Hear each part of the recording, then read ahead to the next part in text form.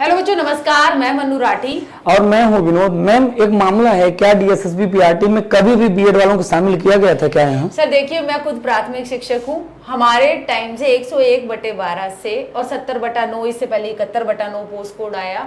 कभी भी DSSB में पीआरटी की भर्ती में जो है बीएड को शामिल किया ही नहीं गया है। तो ये जो भाई जिस तरीके से आप सभी बच्चों को कहा जा रहा है कि पिछली बार जो कट ऑफ थी ना, ये दिखाया जा रहा है सर कि ये कट ऑफ इतनी ज़्यादा इसलिए थी कि बीएड शामिल थे, फिर सुप्रीम कोर्ट का जजमेंट आया तो अब की बार बीएड बाहर है तो कट ऑफ कम हो जाएगी। तो ये सूचना अपने आप में ही गलत है। सर देखिए, सेइंग है, a little knowledge is a dangerous thing, कि एक सीमित ज्ञान होता है ना, वो खतरे की निशानी बन सकता है। मतलब आप हिंदी में कहना चाहती हैं मैम कि अधजल गगरी छलकत जाए? हाँ सर, बिल्कुल। सर देखिए, यहाँ पे मैं पुख्ता तरीके से बात करती हूँ। DSSB पीआरटी भर्ती को लेकर आपने देखा भी होगा। सर देखिए, टीजीटी है, ठीक है, आपने बीएड कर रखा है। हाँ, मैंने बीएड कर रखा है, मुझे तो नहीं शामिल किया गया। हाँ, आपको बिल्कुल भी शामिल नहीं किया गया, इसलिए आप टीजीटी की भर्ती में आप चयनित हुए। आपने सीटेट पेपर 2 क्वालिफाई किया, DSSB की परीक्षा पास की और आप टीजीटी लग गए। हो सकता है मैम 2018 यूपी वाला बात किसी को याद आ गया हो, क्योंकि 2018 में यूपी में शामिल कर लिए थे ना बीएड वाले में 69,000 में। हाँ सर, मगर ये तो गलत है ना, गलत अफवाहों को फैलाना नहीं चाहिए। असर मैं आपको प्रूफ के साथ दिखाती हूँ। सर ये देखिए, ये है एडवर्टाइजमेंट नंबर 2/21, ठीक है। यहाँ पर आप देख सकते हैं, असिस्टेंट टीचर प्राइमरी 42/21 DOE की वैकेंसी आई थी और 47/21 जो है वो NDMC की वैकेंसी आई थी। जो DOE की वैकेंसी थी सर, वो कुल मिलाकर 434 थी और NDMC में 120 थी। सर उस बार क्या हुआ था मैं बताती हूँ आपको। अलग अलग पेपर लिए गए थे, 42/21 पोस्ट कोड का और 47/21। अच्छा, MCD का अलग हुआ था, इसका अलग? हाँ, जैसे सर अब की बार जो हुआ है 1180 पद के लिए सिंगल पेपर लिया गया है। NDMC और DOE की इस बार भी वैकेंसी आई है, मगर अलग अलग ना लेकर एक ही पेपर लिया गया है। उसमें उस टाइम बच्चे से प्रेफरेंस फॉर्म भरते वक्त भी भरवाई गई थी और जब चयनित होंगे तब उनसे पूछ लेंगे। अब यहाँ पर मामला क्या था सर, यहाँ पे R&R देखिए क्या लिखा है कि 12th पास हो 50% मार्क्स के साथ और 2 साल का डिप्लोमा एलिमेंट्री एजुकेशन में कर रखा हो, ठीक है। बीएड है सर, आया ना? नहीं। इससे बाद 12th जो है 45% मार्क्स के साथ और 2 साल का डिप्लोमा जो है एलिमेंट्री एजुकेशन कर रखा हो 2002 से पहले, क्योंकि उस टाइम जो है डीएलएड उनको करने देते थे जो 45% मार्क्स 12वीं में लाते थे, तो इसलिए ये हो गया। इसमें है सर बीएड? नहीं, इसमें भी नहीं है सर। ये देखिए, ये 12th में 50% 4 साल का बीएलएड जो मैंने कर रखा है, जिससे मेरी क्वालिफिकेशन, इसमें बीएड है सर। मैं तो बीएड ढूंढ रहा हूँ, बीएड कहाँ है? हाँ देखिए, 12th जो है 50% मार्क्स के साथ और साथ में डीएड स्पेशल एजुकेशन, वो वाला 2 साल का ग्रेजुएशन और 2 साल का डिप्लोमा एलिमेंट्री एजुकेशन का, किसी भी जो है नाम से जाना जाए, और साथ में सीटेट पेपर 1 पास, साथ में हिंदी या उर्दू या पंजाबी या अंग्रेजी पढ़ रखी हो आपने सेकेंडरी लेवल में। तो बीएड तो भाई शामिल था ही नहीं ना, 42/21 में था। ये जो कट ऑफ है, ठीक है, ये अब कम या अब ज्यादा क्यों, इसको लेकर आपके सवाल जो है भाई वो बेबुनियाद है। बीएड पहले भी शामिल नहीं था, बीएड अब भी शामिल नहीं है DSSB पीआरटी में।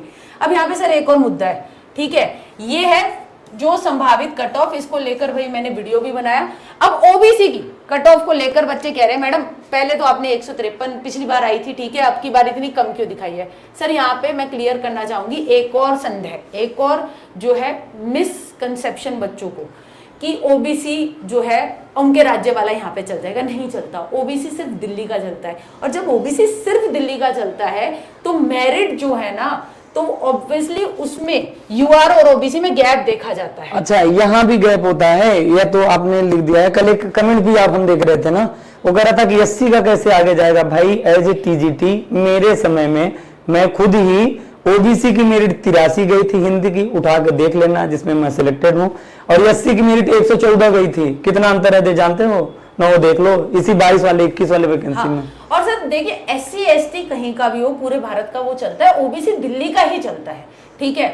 और यहाँ पर ये जो संभावित कट ऑफ है सर, अगर हम देखें 47% अटेंडेंस रही, ठीक। अब सर देखिए, DSSB पीआरटी की परीक्षा तो हो चुकी 26 शिफ्ट में, ठीक है।